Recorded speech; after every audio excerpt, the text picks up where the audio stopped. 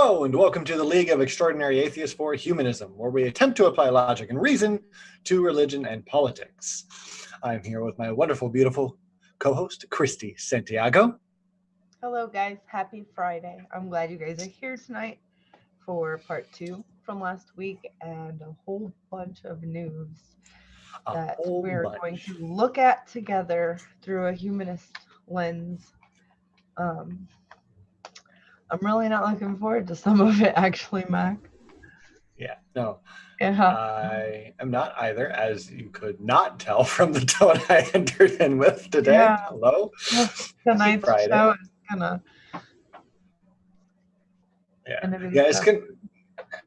it's definitely going to be a rough one. So since it's a rough one, I did bring pie again.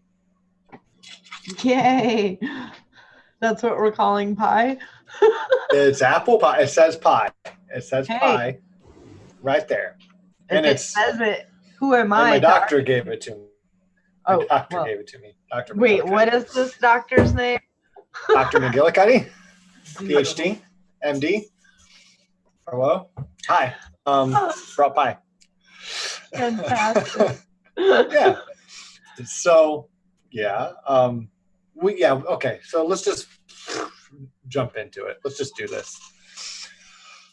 I think it was Memorial Day, where we had a death you may have heard of in Minneapolis of George Floyd. Reason being, fraud. They said that there was a fraudulent, maybe $20 bill, and I think they called the police on him for that. I don't know at this point if he meant to have a fraudulent $20 bill. This happened to a few people I know. They have tried to use like a 5 or a 20, and turns out to be not a real dollar. Yep, we've had friends that are like, "Oh my gosh, we took money to the bank to deposit it, and they brought us inside, and they were like, this is all fake. You need to let us know where, Of course they cooperated because they wanted it to be their money. They're like, God damn it, does that mean we don't have that money? Because that means that sucks. Yeah. So it happens to a lot of people, unfortunately. It does. And like I said, at this point, we don't know, or I don't know if there was any intent there. I've only started looking into this yesterday, and I've accrued a bunch of information since then, a good handful. So, cops showed up, talked to him in his vehicle, then pulled him out of his vehicle, handcuffed him, took him to the sidewalk, put him against a wall, questioned him for a while. Some video cuts out. They go to take him to the vehicle and their vehicle. And next thing you know, the next video that you see, he is on the ground. The suspect, George Floyd, is on the ground. And looks like multiple police officers are holding him down. But there's one in particular who has his knee on his neck. He's face down, coming down this way. And it is pretty brutal. This is the part where I need to stop and let you guys know from my angle why this is wrong. Because this is, if you don't already know, George Floyd died because of this hold. Most likely because of this hold. It is just because of this hold. No matter what really anyone tells you. I guess an autopsy came back. There was something about a heart disease, but it's because of this hold. It is. So this hold with a knee down on the neck when he's face down and handcuffed is wrong on any level whatsoever. This is to say, if he was not being compliant, they should not have used this hold. Absolutely not. I teach martial arts. I know multiple holds to hold people down. I can use that hold. I've never used that hold more than 10 seconds because it's really not okay to do unless you are trying to kill somebody, then it's Right. great to do. Just great. I wouldn't do it for more than 30 seconds in the worst of circumstances. And I don't even put half as much pressure. I literally don't put half as much pressure as that officer did. His whole body's weight was on his neck. Really did look like it, even if it wasn't his whole body's weight. For 8 minutes. Yes. So under no circumstances whatsoever is this okay. Actually, under no circumstances would it have been okay to keep him down for 8 minutes without that hold. Right. Because you can have someone die from holding them down on the ground, chest down, from what's the positional asphyxiation. Right. If you put your knee in your chest to hold them down. Or just face down. You don't even need to do that. If their heart is under stress, because their mind is under stress, they already need more oxygen than their chest being on the ground can allow. You can kill someone. You can kill someone in practice doing that too long. Doing it in a high stress real situation, it takes much less time. Actually, witnesses say after 3 minutes he may have been non-responsive, and he held him down for 8 to 9 minutes. This is absolutely abhorrent. This is disgusting. I never talk about current events, politics in my dojo. I brought it up tonight, and I did that hold on the few students that came tonight. I just went ahead and did it. Like, I asked their permission first. Like, if you guys don't mind, I will show you what this is like. I had them put their hands behind their back to make sure they remember, like, he couldn't resist at this point. And I put my knee down on there for about 5 seconds for each of them. I'm like, all right, so imagine that 10 times more, and you're stressed. You're not just letting me do this. And they're like, oh, God. And one of them had been a corrections officer before, once getting into corrections. So it is important for them to know. One of them already like understood, like, yeah, this is awful. Like, you don't do that shit. So just in case anyone was wondering, is this excessive force? It is deadly force. It's not just excessive. It is deadly. I don't do that for literally, I want to say a 10th, but even much shorter than that. I don't do it for a 20th amount of time that this officer did, unless I'm like itching to kill someone or really maim them badly. Right. That said, if I know better, this officer knows better. And if he doesn't, which he does, he's had 18 other complaints and has killed one other person in 2006. This is just utter bullshit. Don't take anyone's bullshit information on that. That is deadly force. He was unarmed. And for fraud, even if he threatened to kill that cop's family, right? Way too much force. You put pressure on the shoulder, right? You cuff him. He was cuffed. Then you put him in the car. There's no reason that they had him down, face down that long. There's no reason they had a hold a 10th of the amount of time that long. It was absolutely wrong. Just that part of the situation is absolutely horrific and wrong. Anyone tells you different, I promise you they are wrong. 100%, I have no doubt about it. I will demonstrate it on anyone who doubts it if they allow me. They can't take it. No one can take it that long. That's awful. That's awful. Yes. I want to be extremely clear on that. He was gasping for air. When someone starts gasping for air, saying they can't breathe, I say you believe them, especially if you already have them.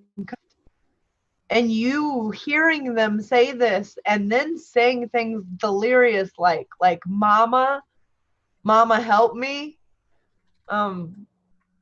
something's not right. And you can't just believe that this person is such a criminal, that this isn't real. He's faking it to get over on you. I I don't care if he is faking it to get over on you. I'd rather you be careful and make sure. Humane.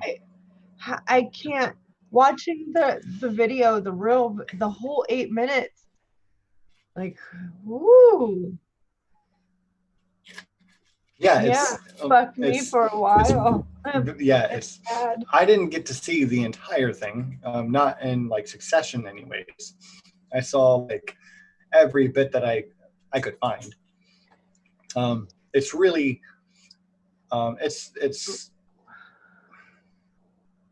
it's bad. It's really bad what happened, and I had to explain it to a coworker today. I'm like, look, the way I see it, I would have done something I won't say on air if I was a witness, because I know that is awful. Using deadly force. The way it was explained to me at one point in my life, if someone chokes you, that is deadly force. When someone uses deadly force on you, you are allowed to use deadly force to defend yourself.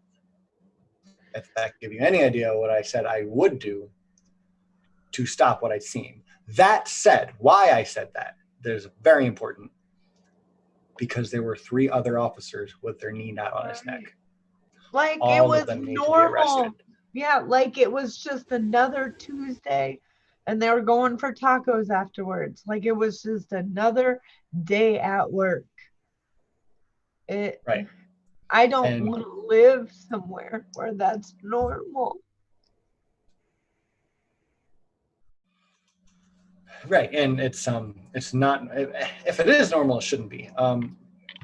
Many cops are not well trained in certain ways, in certain things, and Bo of the Fifth Column makes a lot of good points on this. A year ago, after Eric Garner was murdered, and I wanted to bring this up as well because when Eric Garner in New York was murdered, he was face down. He is obese. He had a much higher chance of dying from just being face down in a stressful situation like that. And there was just a knee on his back, which is usually okay. You can use a hold like that. You can't hold it long, especially when someone's like out of breath. I wanted to elaborate more on that because it is really easy. It's really, really easy to not understand what a choke is. I classify this as a choke because you are constricting air. Okay. That doesn't mean like if you choke on food and you're saying, I can't breathe, and you are breathing, well, you're still choking, but there's still airflow, right? So if someone's telling you they can't breathe and they're getting air to say it, they obviously have some air, but that doesn't mean that's enough, and it's still choking. Like trying to still be technical, not just practically, it is still a choke. With the positional asphyxiation deal, a good example of this, and to show you how you need airflow and you need to be able to move for it. You need some freedom, some space. Run a mile. Run long enough for you to be winded, okay? Maybe that's just a mile. Maybe that's a half a mile, quarter mile. Doesn't matter. Run. Try this tomorrow. Run. Put your feet together, squeeze, lock your elbows, and you will probably pass the fuck out because your body can't handle that. You are starving yourself of oxygen by just running, and then constrict your motion, lock your elbows in. You will not be able to handle it. So now imagine that, not standing, not on your own free will, but being tossed to the ground, face down, constricting your airflow against your ribs and the ground, blacktop, and then someone's leg on top of that, and on then the extend curb, the period. Right. On the curb of the concrete. Yes. On the blacktop. Or not. Right. Yeah. It is.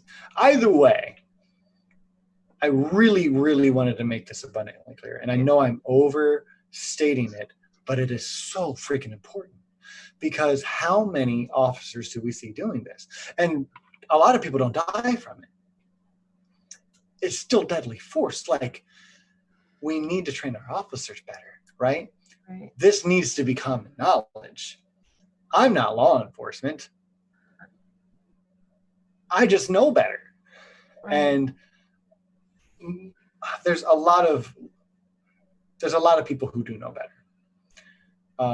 And the people who are public servants, who are sworn to protect, they need to know this. And if they don't know this, the system's letting them down, but they still have to be held accountable. They have to. We can't use it as an excuse. This stuff needs to be known. And I give Chauvin, Derek Chauvin, no leeway. Absolutely no leeway. He knew better. He was aggressive. And every police officer there with him should have known better. I would have congratulated any witness who just went to jail and kicked that officer in the effing face. Like, And they should have done it. You're killing him. I don't want those to live police in a officers country where it's normal, where people stop and videotape it and no one stops it. I don't want to live in that world. Right. Especially if you're white and you don't have to worry as much as that person. Like, you should physically harm an officer who is using deadly force. I think so. I mean, maybe wear a bulletproof vest. Yeah, I mean, and a helmet. Yeah. and know you are going to jail. Yeah. An officer. So have a GoFundMe first. But also keep that in the back of your mind that you are going to jail, but they're not. Mm-hmm. It's fucked up. That's why there's this follow-up. There are protests, right? And along with the protests, there are riots. And a lot of those riots are being started by undercover police officers, some who I think were in the precinct or maybe at the scene. I haven't connected that yet, but at least 2 from what I know have been confirmed, either broke some windows or started a fire. Right. That's some crazy ass bullshit. And I knew that before it started. They need it to be nonviolent, because if they protest, because they're right to protest, if they protest nonviolently, they can protest for as long as they want per our Constitution, as long as they're nonviolent. So they need them to be bad guys, so that they can show America on the news, this These are bad guys coming in, exclusive riots, they're looting stores, and there are going to be bad guys, and there are going to be people who take advantage of chaos. It's so frustrating because they are nonviolent. These protesters are of every color, and it gives me chills. Like, if I was anywhere near there, I would be out there too. I think that it's going to take everybody saying, we don't want to live in a society where this is okay. We, the taxpayers, we want our taxes to pay for training. There are many other countries who have, per capita,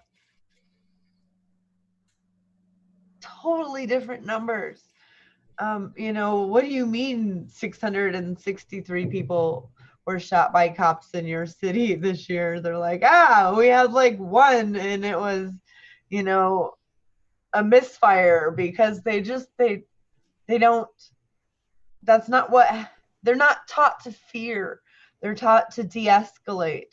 They're taught, they have to actually go to school and learn how the human brain works, and how to notice mental illness, and how to understand that they're not a criminal because there's something wrong, and your job now is to get them to a point where they don't hurt themselves or anyone else, and get them to a facility where they can give the medicine. It's just totally different, and we can do that. We just have to decide it and let Right. people know that it's an option. We don't have to live the way that it is because that's the way that it is, and change is hard, and it'll take forever, and nobody's gonna agree, and it's gonna make enemies, and it's gonna be hard.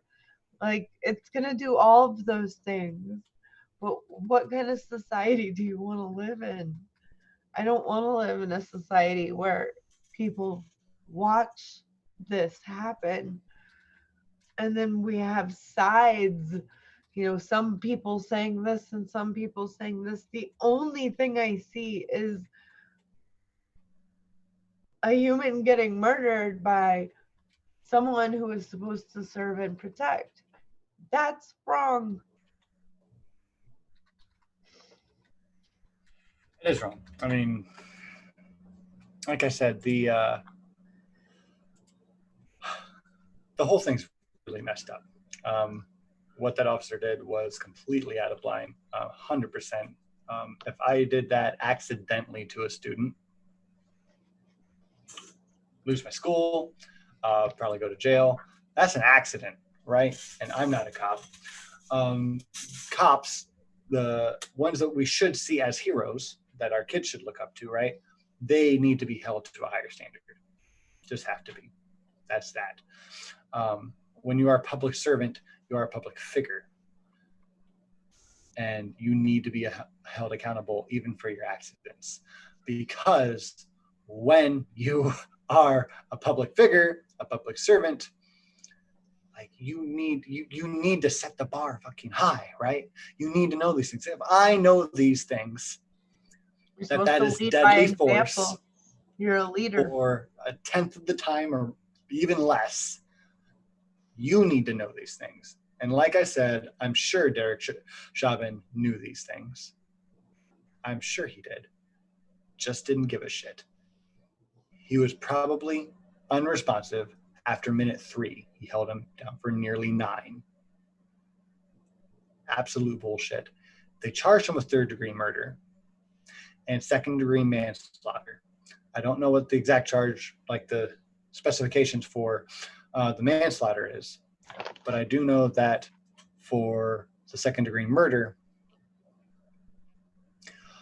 the 3rd-degree murder, that is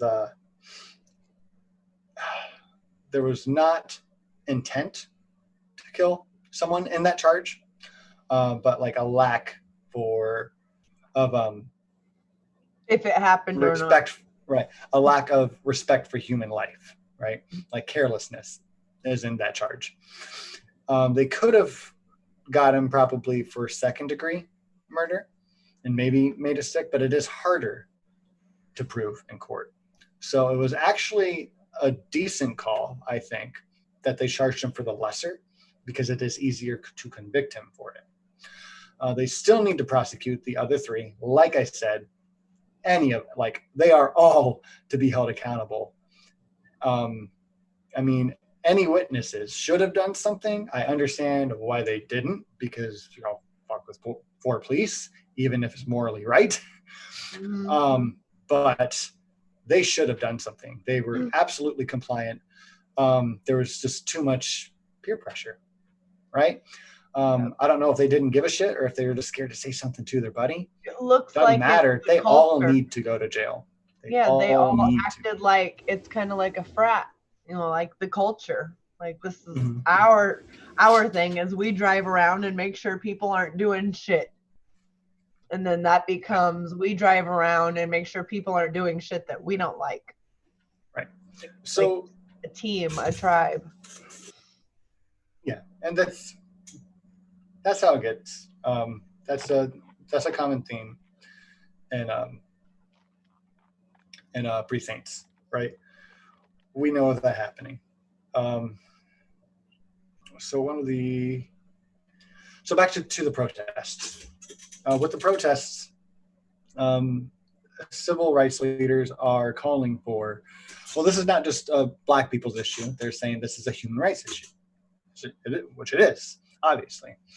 And that they want all 4 officers arrested. Like they're going to keep the protests up until they are all arrested. And if they aren't tried properly, you can bet these protests are going to go on, right?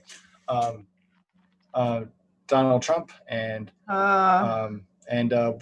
William Barr are paying attention to this, and that means like it should speed up the process. It probably will too. Like they'll want to handle this quickly because it will make them look good, whichever way they land on it for the federal investigation, because there's a federal investigation and a state local investigation. And I don't necessarily like their handling of this, especially Trump's. But it is getting national attention, obviously, because there were protests in multiple cities across the U.S., including Columbus, Ohio. I only know that one because that's my state. That's the one that rang. I think Detroit as well, but I can't be for sure.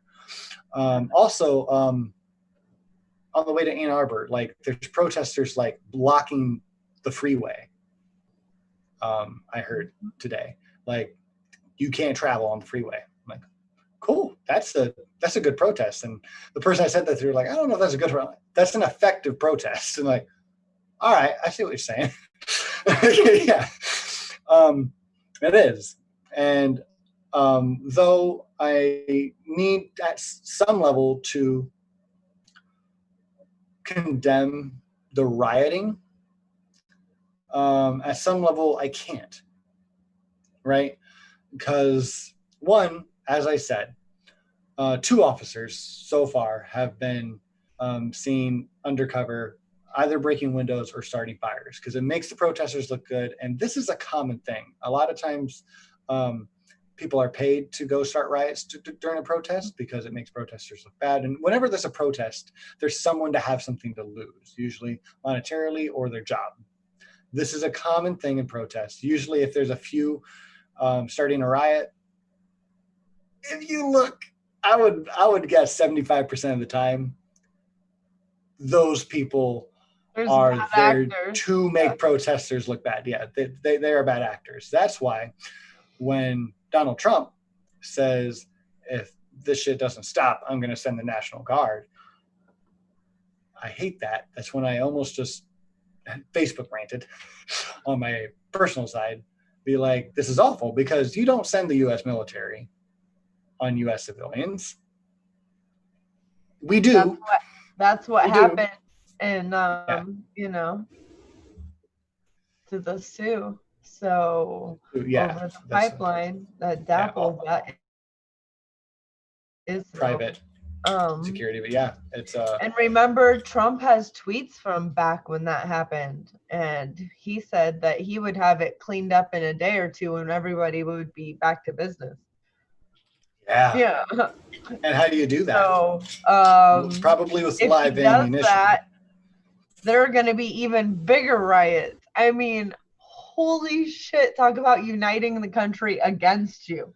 Yeah, nobody will vote for you if you do that. Nobody. No. He better not do anything like that. If you stick a military on a movement, you are acting like it's a war. And you're creating martyrs. And you are creating martyrs. It stronger. Yeah. And you are scarring those people that you're having shoot on their own people. That aside, the reason, the reason that I really wanted to bring it up, an important reason to bring this up, is that when they make it look like the protesters are all bad, this is, oh God, I was so mad yesterday when I heard about the riots. I'm like, because that started to overlap and like overtake the media, is the riots. Of course. And not the peaceful protesters, which is at least 90% of the protests. More like 97, 98% of the protesters are most likely peaceful protesters. The organizers are peaceful protesters. They said absolutely no violence, right? Many of them have been tear gassed and shot with rubber bullets. And they say, I have never, ever thrown a stone at any protest I've ever gone to, even after this. I wouldn't. It's one reason why I don't think I should go to a protest, because I would attack anyone who attacked me. You're like, no. Sorry, I'm not good at this. Wear your Spider-Man outfit, so at least they'll expect it. No, I'd be shot on sight.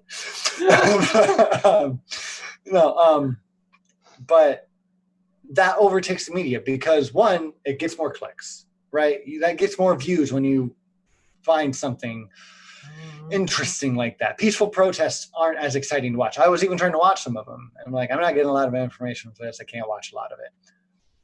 You move on. You move on to something more exciting. But then that overtakes the media and that changes the narrative. It is literally manufacturing consent to bring in the National Guard. And they're not going to focus on the rioters. They're going to focus on the laws they just put in place because of the rioters and then shoot at everybody. That's just how it works. Think about it. You can't argue it in your own head for long. That is what happens. And if you don't know that already, look up some protests. This is what happens at protests. The National Guard comes in or private security comes in. They fire on people who are peacefully protesting. You don't need to look for cuts. You can just look at straight video. They arrested a CNN host live on CNN. Live. Him and the cameraman crew. And this whole crew. He arrested him. He was reporting about the protest, and they arrested him and his whole team and his cameraman. Yeah, and seriously, think of that for a second, because like that is crazy. To add another layer on that crazy, let me elaborate again on that. They were reporting the squad there said, "You're under arrest." Can I ask what the charges are? No, you're under arrest. I'm just following orders. That crew from CNN live was arrested. You watch that video, it took them 3 days to arrest one officer. That is not a system that works, my friends. No. That is a corrupt bullshit system. Yep. And I don't need to go. I'm sure that those cops knew that those particular people were CNN. They have credentials on. They knew what they were doing. So we have become the country that arrests journalists because they write opposition pieces about you and your crew. That's the country we've become. They were released, my friends. It is. They were released when they were confirmed to be CNN employees, but that's bullshit because they had it. Like when you're at anything like this, like you wear press passes. It is absolutely. And it's not like they don't know what CNN is. Weird, right? So the whole thing is a freaking mess. Like I said, the riots, to a point, I want to condemn them, but to another point, two things I want to share with you that make me want to not just condemn the rioting part, because some people are rioting because they're just angry. They have this built-up anger. They've stopped a lot of rioting in the past. They just want the system to burn because the system obviously doesn't work. Give me a second. One of the restaurant bar owners whose building burnt down, he came out and made a statement and said, let my building burn. Justice needs to be served. Put those officers in jail. Right. That is a strong statement for someone who just lost their livelihood. Right. Gives me goosebumps. Makes me sad. Another thing.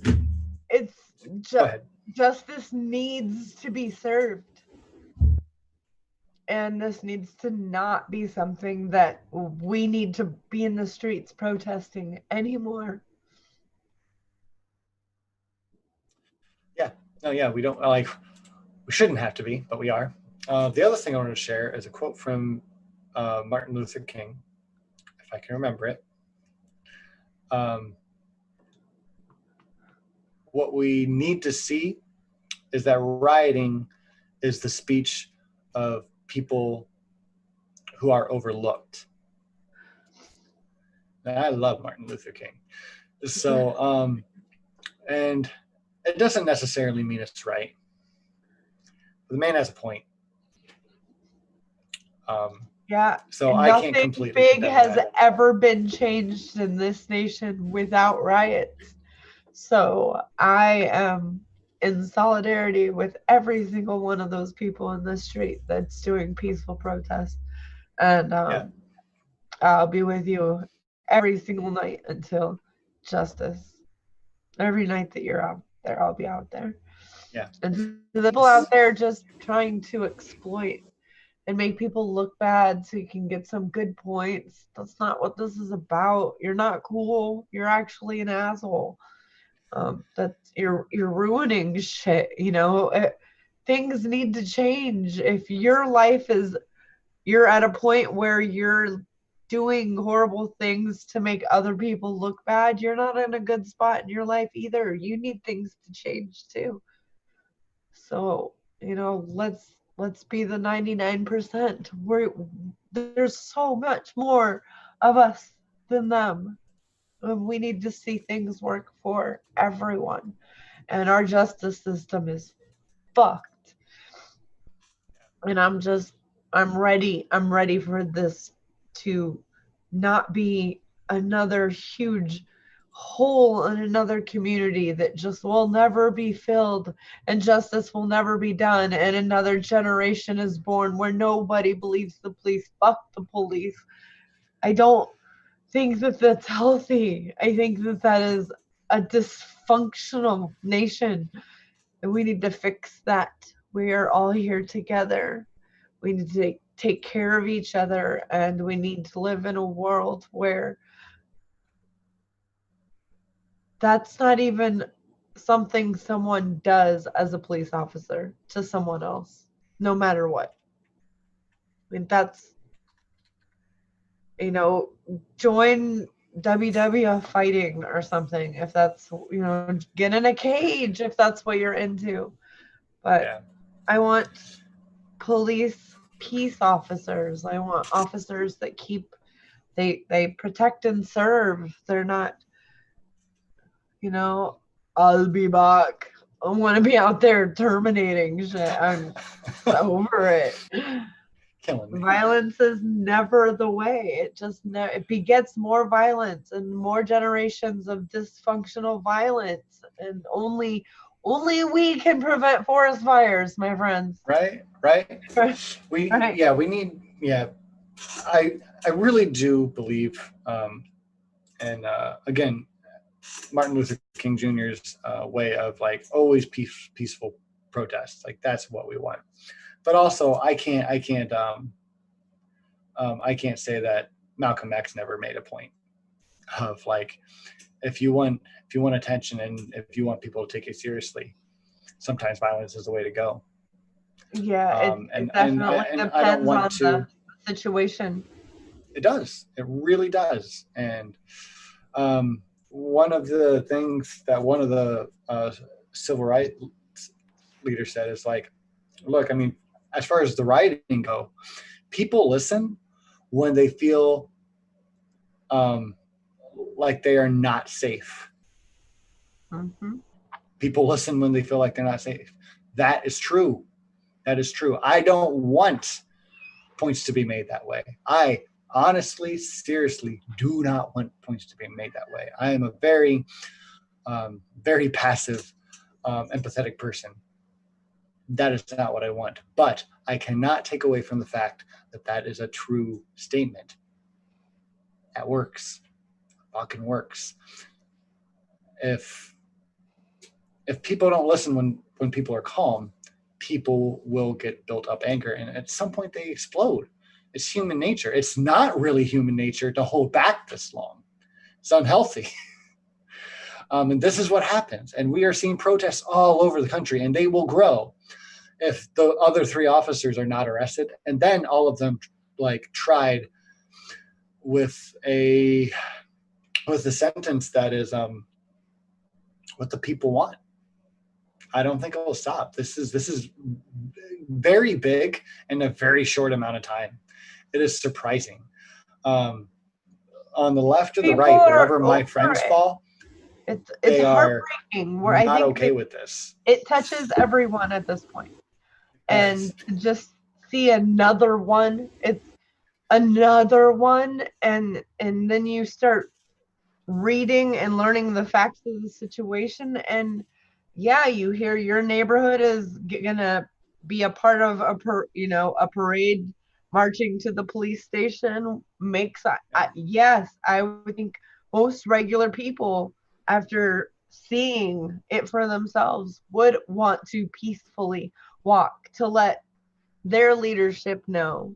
That's what a protest is for. That's why it's written into our Constitution as part of the very first amendment, our free speech and our right to protest. It's so important. And the only time that they can shut down the people is by violence. But Yeah. they Or look making them look bad. violent. They look bad if they start the violence. So they need violence from within. And Right. yeah. This is a common method. And it worked a lot during the Venezuelan coup. This lasted like over a year. Like every time there's a Works a violent lot protest, through history. it's always on Remember one side. history? I love it. I love to read it. They use these tactics everywhere throughout all of history. And us silly people with monkey brains, with ape brains, fall for it every time. Yeah. Yep. And three things real quick. One, back to the Trump thing, saying he'll bring in the National Guard. That's definitely authoritarianist, and I'm not okay with that. And I'm sorry I'm fussy. I think my camera just focused differently. It should be better.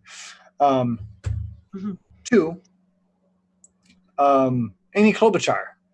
She was a prosecuting attorney for that area and let him go on multiple counts. She did. Amy Klobuchar, who's still one of the bigger running mates for vice president. So yeah, check that shit out. She fucked up. If she had done her job properly, this murder wouldn't have happened. He would have been either discharged or jailed a long time ago. Time ago. So this is actually she's got some blood on her hands, literally. There's a certain unknown amount of blame to push on her that is rightful. And third, I want to not lose sight of not just the protests and the riots. George Floyd. Again, my heart goes out to his family and his fiance. It's very sad. I want to keep focus. I want everyone to help keep the focus on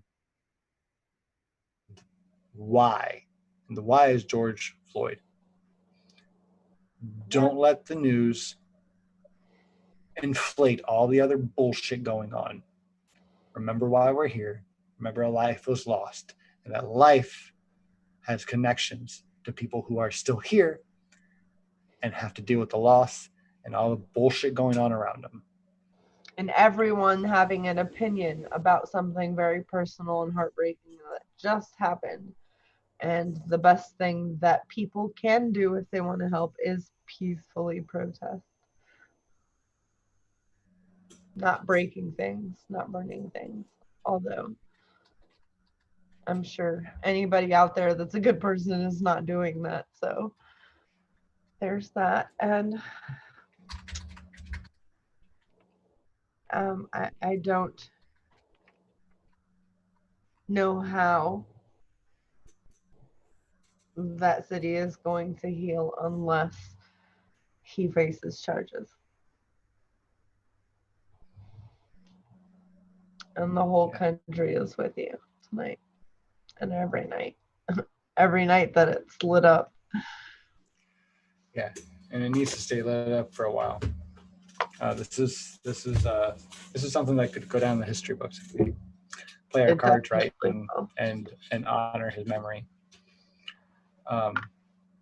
Anyways, that's the whole gist of it. Thanks for going through that bit with us because it was rough. Yeah, Mac. Yeah. You make us do sad. You make me do sad stories. No, it had to be talked about. All right, next let's go through a breakup. Gotcha. All right. So this one's going to be pretty quick, but pretty fun at the same time. All right. Baby, come back. I don't want to break up. We're not breaking up, Christy. Okay. All right. Twitter adds warnings and like some fact check shit on Trump. Well, this is a good Trump story. was like, "The fuck? What the fuck?" And he like basically like treats her like his whole girlfriend and goes, which is not okay, obviously. And now is just trying to make a fool of Twitter because of a few things that he said, one of which is connected to the last story. It's also sorry, Christy. I can see her laughing. And related to Minnesota, one of Trump's tweets, which I didn't quote, he posted early this morning, "When the looting starts, the shooting starts. Threatening to kill anyone who loots." That is, if I tweeted something like that, I would get kicked off of Twitter. Yeah, I'm going to Twitter jail. There's no way. You're going to real jail. With saying talking about? Like that. Right. So that's all. I'll go back to mute. I just needed that to be said. Yeah. So yeah, that's one thing. They said that I don't know if it says it here in the New York Times that I have up. Well, it basically said that it was marked saying that this tweet breaks the Twitter rules, but we think it is in the public's interest to keep this tweet up because it's relevant, right? So that, and then they fact checked another thing that he said, which I don't remember right offhand. Okay. Actually, I have the whole tweet here. All right. Donald J. Trump, blue check mark. I can't stand back and watch this happen. Oh, hold on. Should I do this in my Trump impression? I haven't done it in a long time, Christy. Should I do it? Okay. It's less of a Trump impression and more of a Stephen Colbert Trump impression. But I'll do my best. I can't stand back and watch this happen to a great American city, Minneapolis. A total lack of leadership. Either the very weak radical left mayor, Jacob Fry, get his act together and bring the city under control, or I will send in the National Guard and get the job done right. And that's where Twitter said underneath, this tweet has violated the Twitter rules about glorifying justice. However, Twitter has determined that it may be in the public's interest for the tweet to remain accessible. So interesting. Also, I forgot to mention in the last bit, I really wish that I had mentioned it.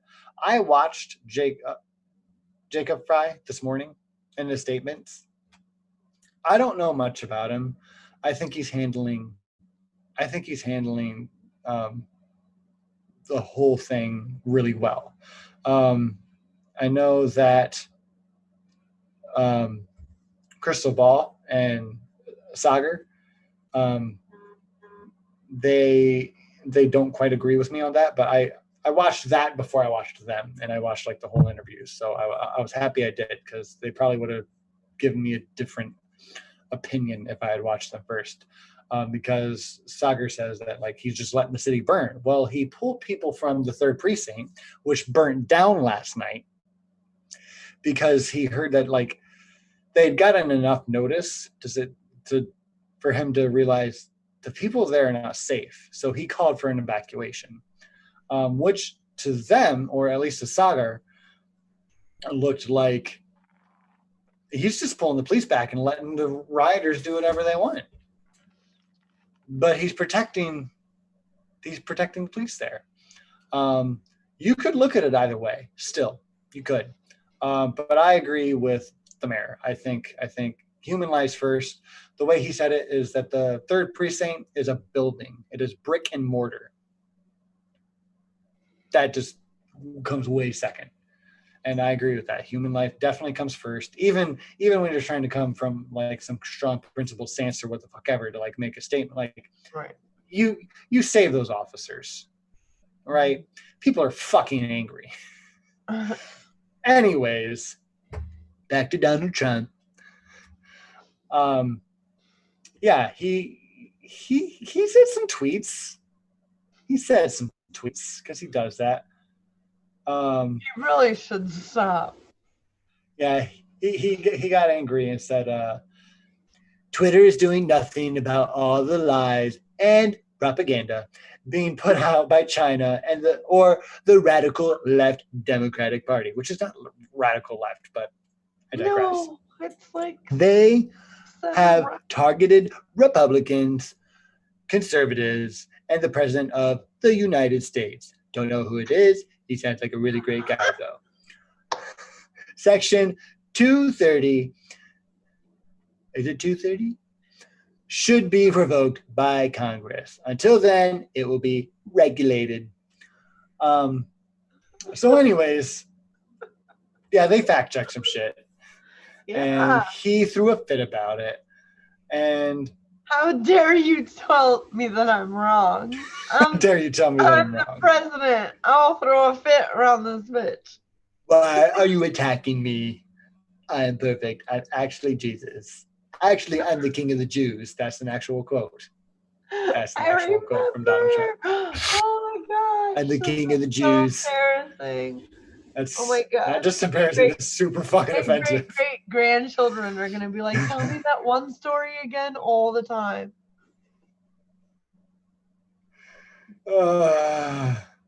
Yeah. So he did that. Like I said, I would like to keep this short, but he signed an executive order. I don't know exactly what it said right now, but it is to try to regulate Twitter and other social media platforms. But as far as I know, from what I've heard so far, that's a bullshit executive order. He can't do anything. Like, you can sign anything as president, and like you have that power to do that, but there's some things that your executive order doesn't actually do anything with. And this is one of those things. Yeah. Yeah. So that immediately, reading from the New York Times article that I have pulled up, that immediately ignited Trump's ire. It's a cool word. I haven't seen it like that. He accused Twitter of stifling free speech and said he would not allow the social media companies to operate unfettered. And an apparent act of retaliation, he signed the executive order. There's a link. On Thursday, taking aim at Section 230 of the Communications Decency Act. Maybe I'm saying that right. Which provides the liability shield. He has spoken. Yeah. And that provides the liability shield to the tech companies. Twitter and Trump are now in a standoff. The company has said it will continue putting warning labels and restrictions on tweets that incite violence or spread false information about elections and the coronavirus.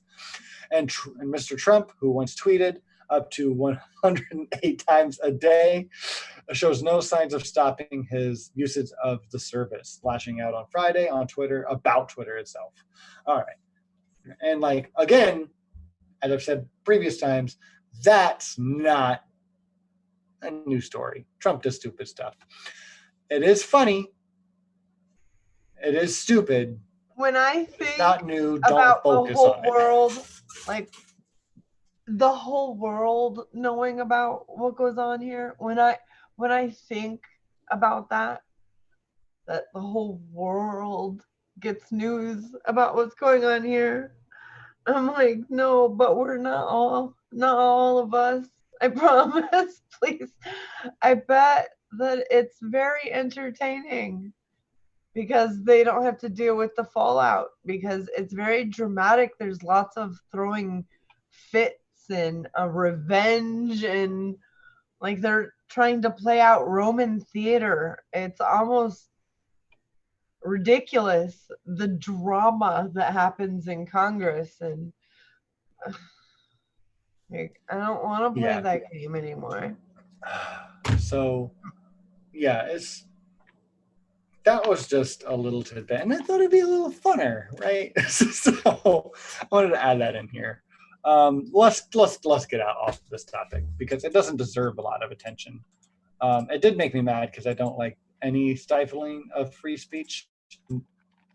I think Twitter and Facebook should be public, like more or less publicly owned, so they can be public platforms that are considered free speech. That way you really can't stifle them.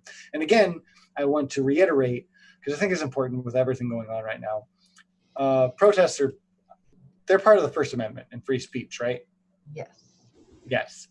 And I'm a big First Amendment person, like my brother is a Second Amendment person or whatever. But be in all the amendments kind of person. Yes. All 27 of them. I think so. I don't want to just say yes, because I feel like there's probably one in there I probably don't like. Probably. I have to read through them again. At least know all 27 of them. Yeah. So I do want to say that, again, I support free speech up to the call for violence. Usually there's some exceptions, obviously, but not many in my book. But I am almost a free speech absolutist, and I know that Christy here is as well. We both agree with like Kyle Kalinske on this point, I'm pretty sure. But I don't care what you say, even if it's effing racist. You have the right to say it. I hate it. I have the right to say something back, something mean. Right. Oh, believe I will. And like anyone does, but you have the right to say it. Yeah, like, I don't think the government should show up and lock you up because you're a bigoted asshole. No, absolutely not. But I think that you do have the right to be a bigoted asshole. Just know that other people, other citizens around you, have their First Amendment rights to call you out on your bigoted assholeness as much as they want, and that's their free speech too. So I may not agree with the ignorant things you say, but I will fight to the death for your right to say it. I can't remember who said a quote close to that.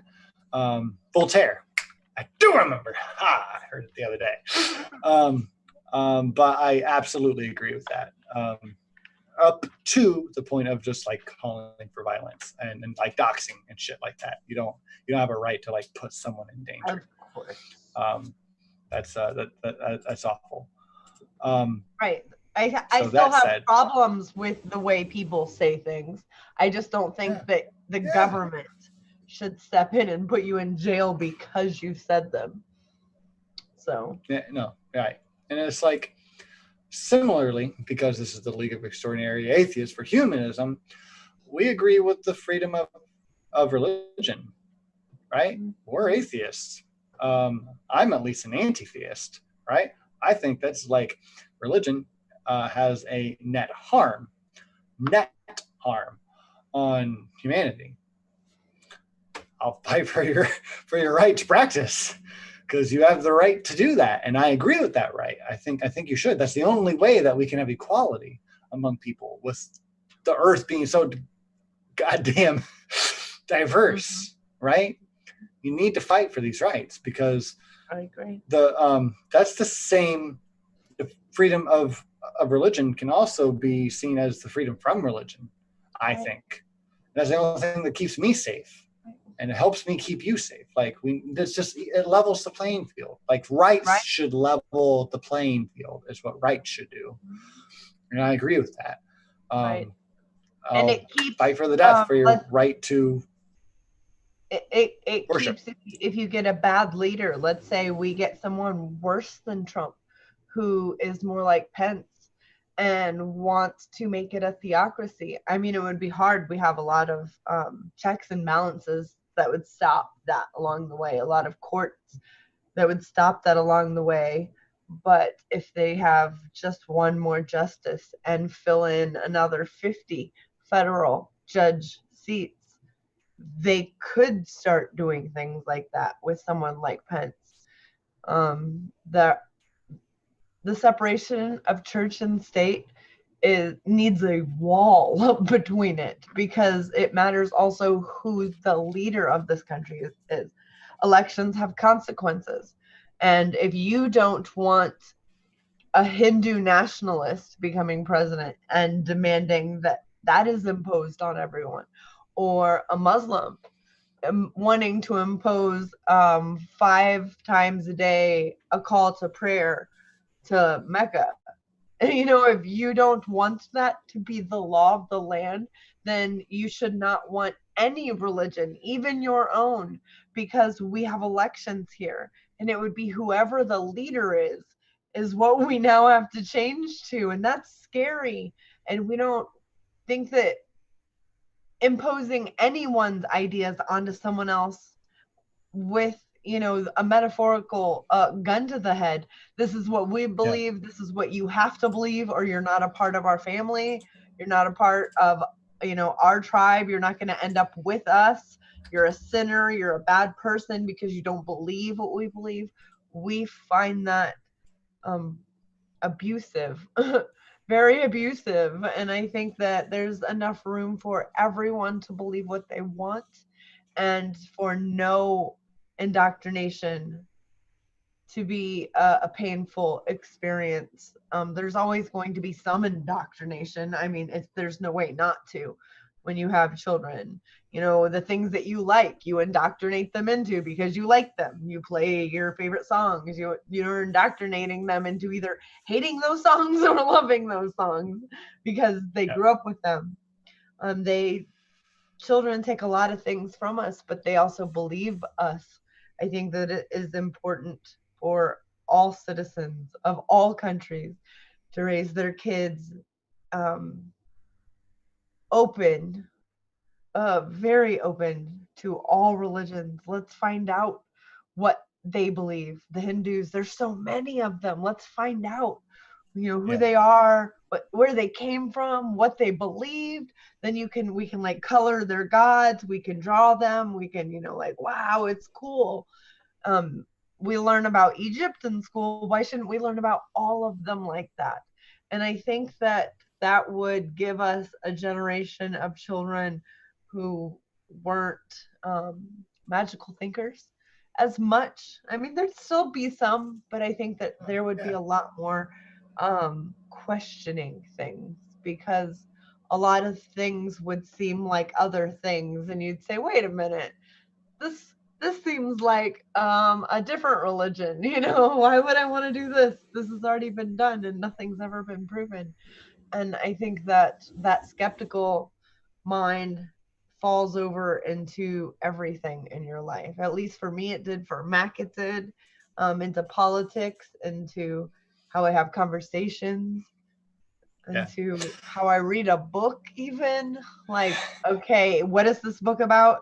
Okay, what are what do I already think I know about that? Let's put that over here and pretend I don't know it. It's just really hard. It's really hard. And I have to remind myself often. Yeah. And let me let me add this little tidbit, because when we went over the shootings, and I don't think it was Dallas, was it in Austin? And then Dayton, like 13 hours later. It was in Texas and then in Dayton, Ohio. I watched from when they announced the second shooting to just like for the next 24 hours. I just watched like every briefing there was, and I watched all the news that covered it. And why I'm mentioning this is because to be skeptical and try to add a little philosophy and like non sequiturs and shit. To be skeptical, watch the source. Like I did with the shootings and like I did today when new information is coming out from officials. Because media, whether it be local news, national news, international news, if you watch the press briefings, the official statements of the officials investigating or the mayors who are local who make official statements, that's what all of the reports are based off of. So when Fox News said something about the Texas shooting, about the shooter, like they gave a descriptor about them being like Mexican. Light bulb went off. That's a lie. I don't know that. If I don't know that, you don't know that. You just don't. You're lying. You don't have any information that I don't have. And it turned out it was a lie. I was right. Because they had no information that I didn't have. And it was an old white man. Right? No, it was a younger white man at the Walmart. That's the one I'm talking about. Easy to get confused on the shootings. I know. But that's not just being skeptical. That's also trying to watch the right news, just watching the local official statements in a given area, because that's what makes headlines. Like they take parts of it, and then they run with it. But if you haven't heard any updates, you can learn who to trust when you're watching the news. If you watch what the news watches, it's really interesting. It like opened my eyes a bit. It was really crazy then, because I've been researching a lot of stuff before that, but I'd never really just been on top of something all day. Because when there's a shooting, and if I pay attention to it, I pay attention to it hard. Most of the time I just don't, because I can't. It's hard. You have two boys. Yeah, I do. And they're little. They're little. And I'm sorry to say, I have a very vivid imagination. I can imagine graphically if it was one of my boys. Right. And that hurts to envision graphically. Right. So I don't like to cover it very much because it's hard. But be skeptical about the information you're getting. Double check it, because it's something to be a little embarrassed when you're a little bit ignorant of something, but damn, does it feel good when you just are an authority on something just because you listen for 24 hours on one thing. It feels good. Like you are literally maybe as much or more than an authority than the people that report on it, because you're just paying attention. It's really eye-opening how much information is just put out there officially. Anyways, let's move on. I'll be right back. Take it away, Chris. Oh, hedges for Congress. We're already on it. Do you have something quick on that? Yeah, he can't run. He can't. I saw that. FCC rules say he can't. Why? Why? Yep. he said fine, he'll still be, I mean, he was out in the street with Occupy Wall Street. He was, and when DAPL was happening, he was there. He's been in all the war zone areas with the people who were actually being bombed. He's a humanist and part of liberation theology, the only theology that I can't even argue that it's wrong. I would argue that I will be a member. Absolutely. Everybody's welcome. Atheists, everybody. And we don't talk about dogma. I'm not a part of anything like that, but MLK was. Chris Hedges is. He went to school to become a theologian like his parents. His parents did, and he just doesn't believe in the magic part of it. He believes in he doesn't even believe these are necessarily truthful stories. He is a very unique person. His favorite founding father is Thomas Paine, and so is mine. Not that that makes him a perfect person or anything, but to me that's pretty cool. Thomas Paine, don't even get me started. I love Thomas Paine. Thomas Paine's story, it could be an action adventure.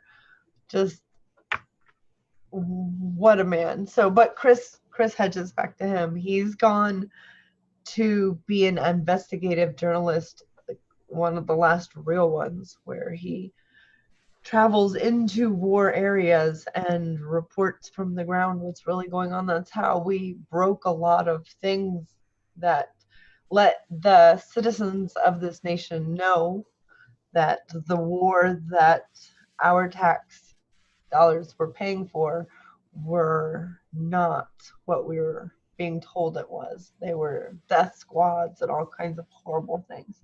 Chris Hedges broke a lot of that. And he was won tons of awards, lots and lots of awards. But when this country decided to invade Iraq and George Bush demanded that there was evidence of weapons of mass destruction, and that little girl came out and said that all these babies in incubators were being pulled out of the incubators and laid on the floor just to die, he found that none of this was true, and it didn't have a leg to stand on, and he was actually booed off the stage, and then could never get a job at New York Times. Nobody would hire Chris Hedges. Hindsight 2020, he wrote books. He stayed busy as a professor. Everything he said about that time, through Freedom of Information Act of suing the government to get information, has all come out to be true. He is such a good journalist. So I trust Chris Hedges. I think that he is a real American hero. I do, even though a lot of his stories are kind of doom and gloom to some people. At least that's how they feel it. Like they walk away like, well, I guess it's the end of everything then. I'm like, you're not hearing all. I mean, he gives it to you raw and unsugar-coated. And when just the thought of him running for Congress, of him being in Congress, he would never fucking sell out. Really made my heart pitter patter. And I think you guys, if you aren't familiar with Chris Hedges, shame on you. Like, you for real need a spanking. It's bad. A really bad one that hurts. And then, I'm not into violence, but seriously, get it together if you don't know who Chris Hedges is. And his books, there's many audio of his books, many audio books of his on even YouTube for free. So just absorb him. He's a truth teller. He's a storyteller. He's also went through, like I said, school to become he is an actual theologian, doctorate, and in many other things too. And he's had long conversations with Noam Chomsky, long conversations with amazing people that I love and respect, and they might even differ on things that make me question things. You know, great minds having great conversations. I think Chris Hedges running for anything would be phenomenal. I don't know the whole story of what the FCC rules were that didn't allow him to be a candidate, which I just find so funny that we claim to be the best democracy on the globe, and it's so hard to participate in actual democracy. You can't just say, hey, I want to run and be a candidate. Like, what's wrong with, or having to get, go show that you can get 250 signatures if it's a small town, 1,000 if it's a big one, and now you're a candidate. Now try to go sell yourself. Like, I don't know why we can't just have regular people take back our government. I think that would make my heart go pitter patter really, really fast. I might have a heart attack. I would be very excited. That would truly be awesome. He would really fight for us. Sorry, chat makes me giggle sometimes. Once in a while, I look down, and every time I giggle, I have a good giggle. You guys crack me up. Yeah, we have a good chat. Yeah, we do. All right. Ready to move on? Sure am. Cool. We have like two main topics tonight. The second is part 2 of Christy's, I forget the title for it. Well, it's the coup of, Vice President Henry Wallace and how it correlates with what's going on, the split, the battle, as CNN calls it, between progressives and the new term to my life, normie Democrats. So, like, we just got to be the black sheep no matter what, because they're the normal ones, we're the weird ones, I guess. I honestly, I didn't know what you were gonna say. When you said new term, I'm like, oh, I bet she's gonna say sensible Democrat. No, that just makes me giggle. Sensible to whose particular morals? Like, yes, exactly. So. Hey, Christy, hold on. Yes. Do you want to hear a knock knock joke? I do actually. Are you ready? Yeah. Knock knock. Who's there? 2. To who? Is to whom, you idiot. All right. Sorry. Dad joke. Heard that the other day. I'm like, you know what? That's actually kind of funny. It made me giggle. All right, go on. I'm done. I'm sorry. I'm the worst. I'm going to go back to my Fruity Pebbles. Yes. All people who are parents out there understand exactly what you just said and why it's so funny. Yes. Yeah. A lot of your day is spent at whatever age they are at that level, so that you can have fun with them, communicating. But then if you go to the grocery store and you forget and you say things like baba or yeah, it's funny. They do look at you funny, but whatever. They get over it. I get over it. I don't know if they get over it. Maybe they don't. I mean, I've never asked one of them, hey, remember that time? Silly. So, all right, extraordinary humanists. I think that where we left off was FDR was not a super lefty when he ran. His wife, Eleanor Roosevelt, was very much a progressive. She pushed him a lot from the left. I think that she was a humanist, even though She never titled herself thus, speaking properly. Her words, her speeches, her policies, especially her actions, to me, say humanist. Her story is phenomenal. She even has a girlfriend and lives with her for a while, and her husband stay married through all of it. He has a lover too. They have a very interesting life. I think that they just became a team, and she helped him save the country. Like, they weren't gonna split up. I don't know, but that's off topic anyway. But it's a very So cool, interesting to read about Eleanor Roosevelt. She is definitely one of my heroes, one of my female heroes. I need more female heroes, that's for sure, but she is one of them. I just adore her. She was much more sympathetic to the civil rights movement as well, and seemed to be always able to push her husband further and further to the left than he had to, than he would have been on his own. And let's see.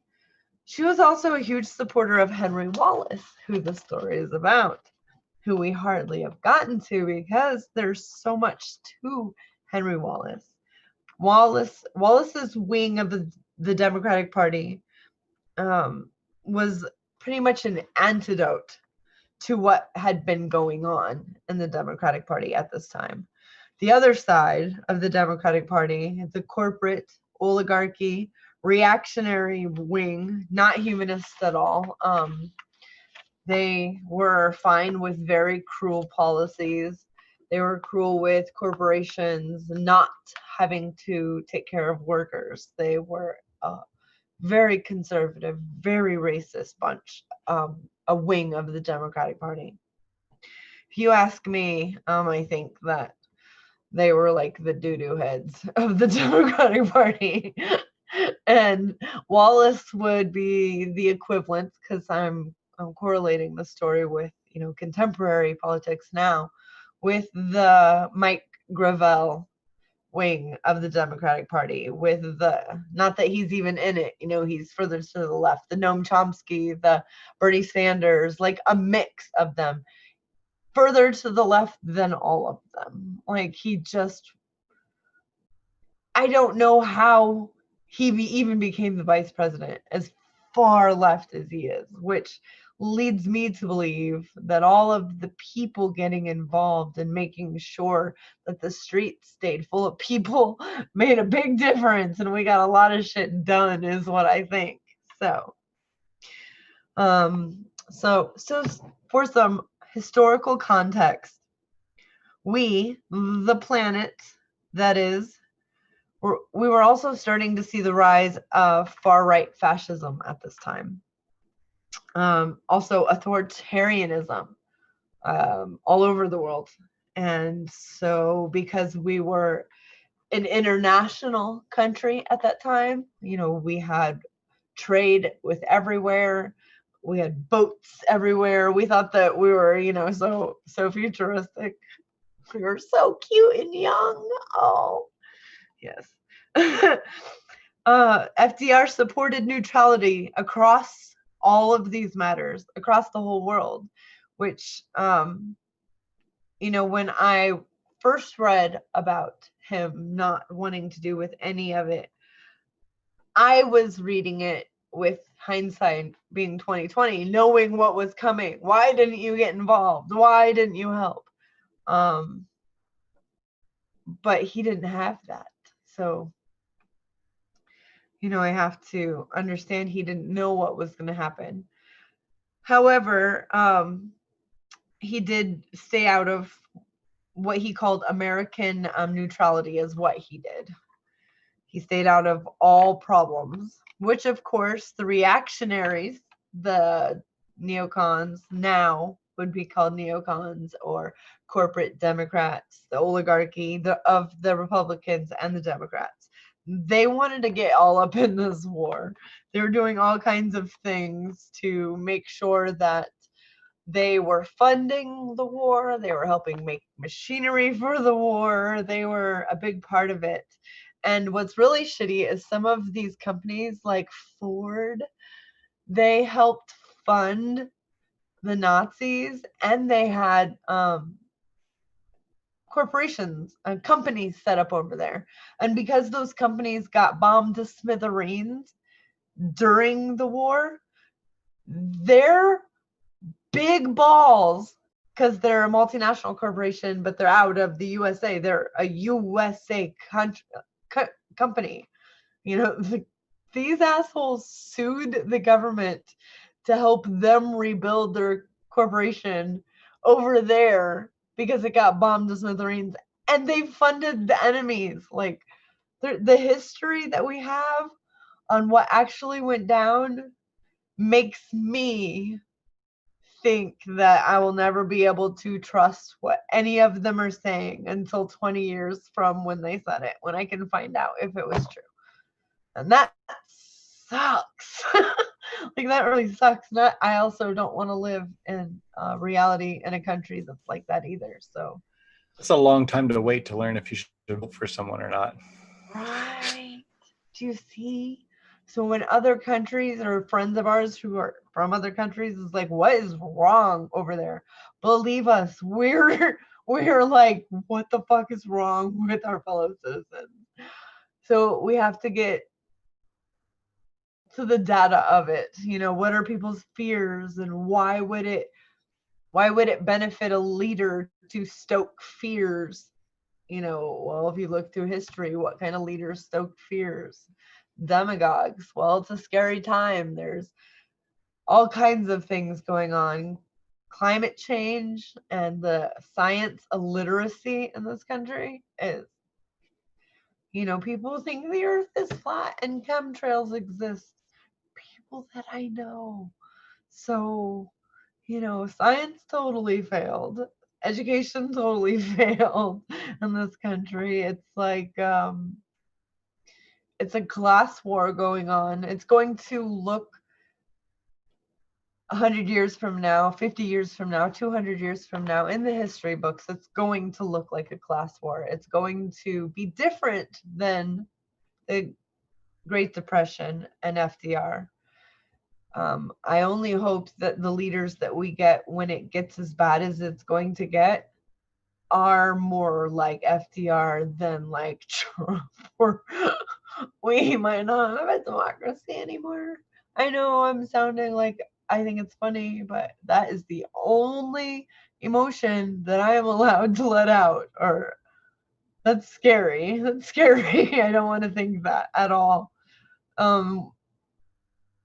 It's not Trump delusion or whatever they call that sickness. It's just, I've seen through history demagogues deciding no, they want to change things, and then just doing it, and the military backs them.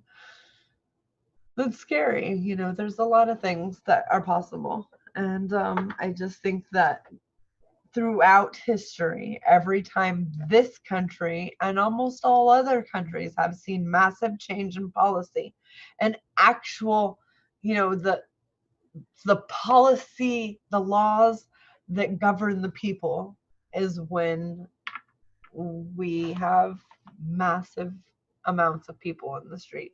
So I think when FDR is supporting neutrality all throughout the late 30s, he stopped the U.S. forces now from helping out in the Spanish Civil War. And there were people that protested. There were people that, because we were international, we had international newspapers. They got here like 3 or 4 weeks, 5 weeks, 6 weeks after, but they could try to keep up. And they're like, wait a minute, we're a very progressive country. FDR was a very progressive presidency or administration. And the civil war there was between a fucking fascist supported by Hitler or progressives. And FDR did claim later on that one of his biggest regrets was, and he regretted it so much, he called it was his neutrality. A quote that he called his neutrality was a terrible mistake. if FDR could have helped support the progressives in the Spanish Civil War, he said, against Franco, freaking Benito Mussolini, the leader of the National Fascist Party, and, a few other things that he did, I'm sure. You can figure those things out real easily and what he's known for. Both of whom were backed and supported by Hitler himself. Going in early, maybe perhaps, he thought, in his books and his journals that he later kept, together with our allies, and given the progressives the support they needed in the Spanish Civil War, maybe we could have prevented some of, if not a bigger percentage of human suffering and bigoted murder, torture, and war crimes. Just maybe weighed on FDR's mind and probably his shoulders often. I can't imagine making those choices for the whole world. Like, I just can't. That's why I need my president to be way smarter than I'll ever be.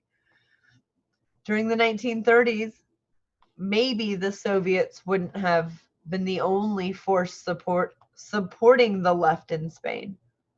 He wondered to himself as well, which we would have been in a much different world, I believe. But, who knows? It's what if, and that's gone. Churchill, leader of, one of the leaders of the world, an ally country at that. He supported Franco, actually. Think about that. He supported Franco, the right-wing fascist. Churchill actually helped him create a $2 million slush fund to keep Spain out of the war. So, there is a lot of the same shit that's going on right now. England, UK has a pretty right-wing leader, but we do too, and that's not a good thing. It's just not a good thing. I think that FDR wrote a lot about that time, and he did not look upon Churchill the same, knowing that he funded, fascism, because that was the whole point, was to fight it. And he realized that it was game of empires, like the Game of Thrones. It's moving around land and territory. It's an empire game. And FDR, that's what he wanted to stay away from. He wanted to do things differently. And Henry Wallace did too. He was actually anti-war, anti-fascist. FDR paid attention to who supported who during that first time when he was, staying out of everything. He stayed connected to the people on the ground, the unions. He listened to Henry Wallace, and he listened to his wife. And in 1940, when he was deciding that he was, yes, going to run again, he knew what the people wanted. He knew what his enemies wanted. And he knew that the world, including the U.S. and all her allies, were inching closer and closer to war with Germany, with the Nazis, and probably Japan as well. He knew that he had to choose Wallace again for his VP. He's the most anti-war human FDR had ever met, and he wrote how kind, he just admired this man so much. He couldn't write anything bad about him. His wife Eleanor could not write.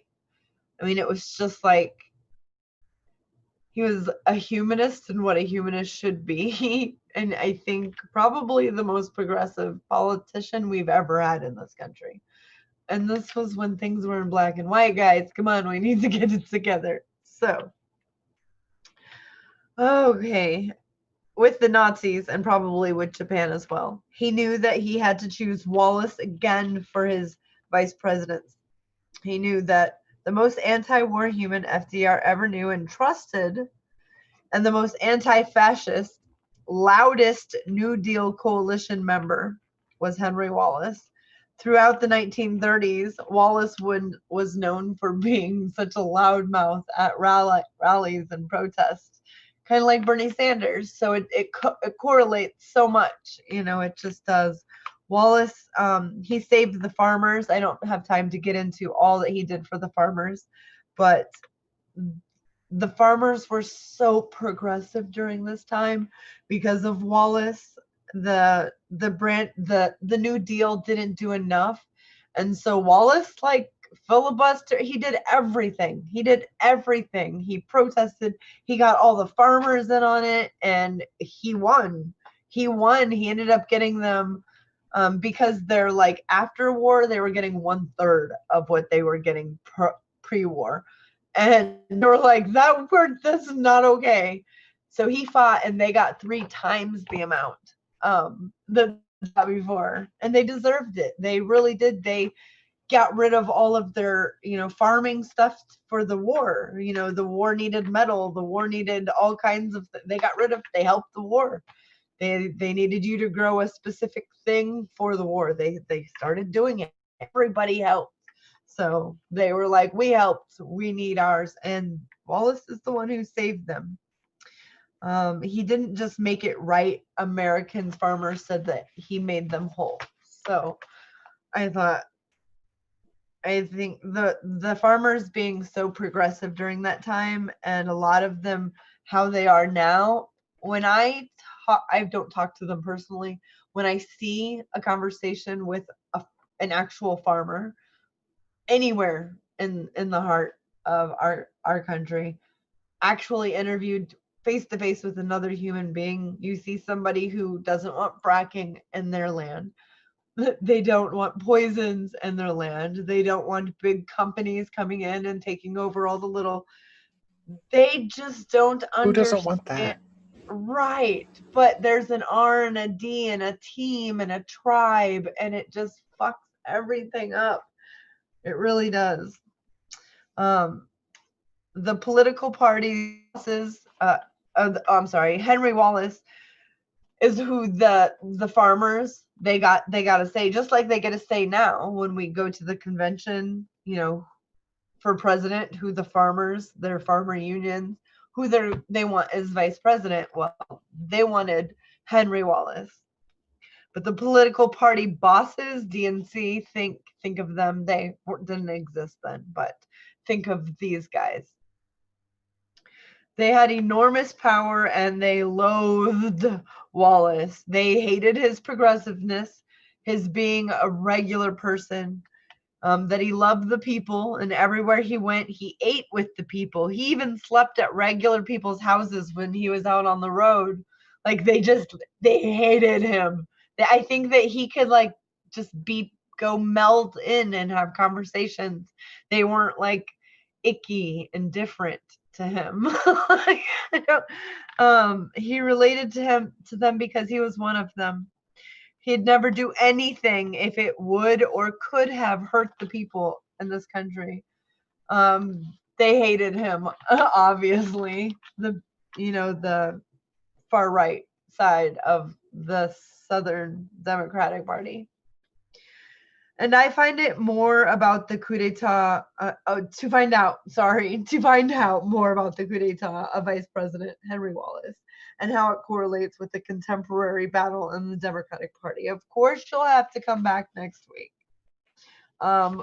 Next week, by the way, just want to let you know, will be a lot of information. I had to set up his Eleanor, FDR, where we were in history, before I can show you what the fuck went down and how they did very similar how they did to Bernie, how they just took numbers that he had were bigger, and they were just like, nope, those don't exist, but on a crazier level. And there was also a actual coup attempt, which I'm not going to talk about in the story. But if anybody ever wants information about it, there was an actual coup. There is demonstrable, it is proven against FDR. DuPont Ford. There were a lot of multinational corporations and a lot of big. They traveled to Italy, these asshats, and decided that they loved the way fascism looked. So they were going to come back and they were going to get rid of this New Deal shit because they did not like that. Helping people, that is bullshit. They loved fascism. Everybody behaved. There were no protests. People all just stayed in their homes and were good. They loved it. So look into that or ask me if you need any leads to the actual coup. They wanted to install fascism in this country and kick FDR out. However, this story that I'll be talking to is it wasn't an actual coup of Henry Wallace, but for a lack of a better word, it was a group of people in his own party who hated his progressiveness, and they knew that FDR was aging and sick, and they needed to have someone. They could not fucking have Wallace as president, because this country would have been like, I don't even know. He was with socializing medicine, that making school equally funded for every kid. Yeah. So it's an interesting story. So I hope that you'll come back. Yes, you're raising your hand. Go for it. Yes. Can I just ask the question on why would anyone not want that? Why would anyone not want socialized medicine or social programs? What's the incentive? Why does it make sense for some people not to want that? Public schools are, fire departments are, police departments are, highways are, libraries are. Right. But can you elaborate for like devil's advocate's sake? Just like why would some people rather that be private rather than public? We called money.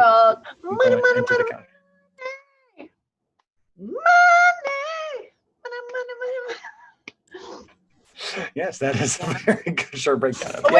Power. Yeah, and power. Well, money is power. It's not free speech, but it is power. Right. Yeah. Well, our Constitution says that money is free speech, actually. So there's that. Shut up, Christy. Shut up.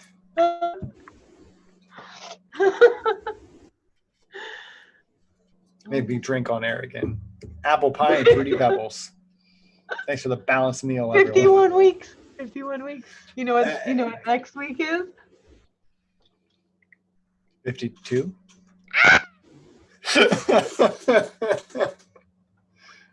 It's a full deck of cards.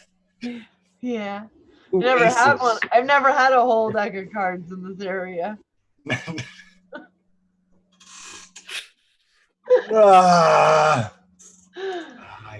Boom.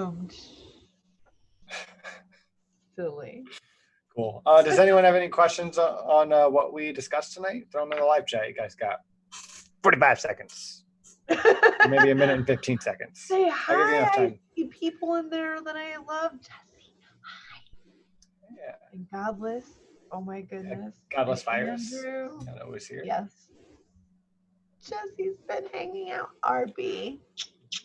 Godless Virus says, in other news, I have a cat. Awesome. Congratulations on your cat. That's awesome. Does your cat do like the... Because we have one that does that. She purrs and then meows. Which one is called that? Chirping. Cats do that. I don't know. And then we have another one who he waits till he's real close to your face and then he yells and it sounds like mom. It's like, meow. It's like, dude, why do you have to be so close to my face before you do that? You're an asshole. Wants to know who he's talking about. He does it every day, and it sounds like he's saying mom, and he does it to Stacy. Sometimes he does it to me too, but mostly her. All right, well, we do have some questions. Andrew T asks, where are the Mac Mick Studmaster fireman calendars we were all Right? promised. Christy, I told you not to make promises without coming to me first. Or was it think we Nacha? can I could find- probably blame it on either. We can find you a fireman outfit, I'm sure. Yeah, you probably could. Ah, Next question. Without the answer. RB asks, will Christy's campaign accept donations of cookies? absolutely. Yes. I'm And down I am, with cookies. if your Mac campaign too. is, Mac's down with yes. cookies. I'm your campaign manager if it's cookies, yes. I will work for cookies. He will work for cookies. He's a cookie monster, I will actually. work them on, then I will work them off. And he means it. What did I say? The month of November, working off cookies. Cool. Well, this was fun. All right. Thank you again for joining us every Friday night. You guys are freaking awesome. You guys are freaking awesome. And yeah, I hope you all have a wonderful, wonderful weekend. And Christy, will you close this out? I will. Stay Humanist. For God's sake.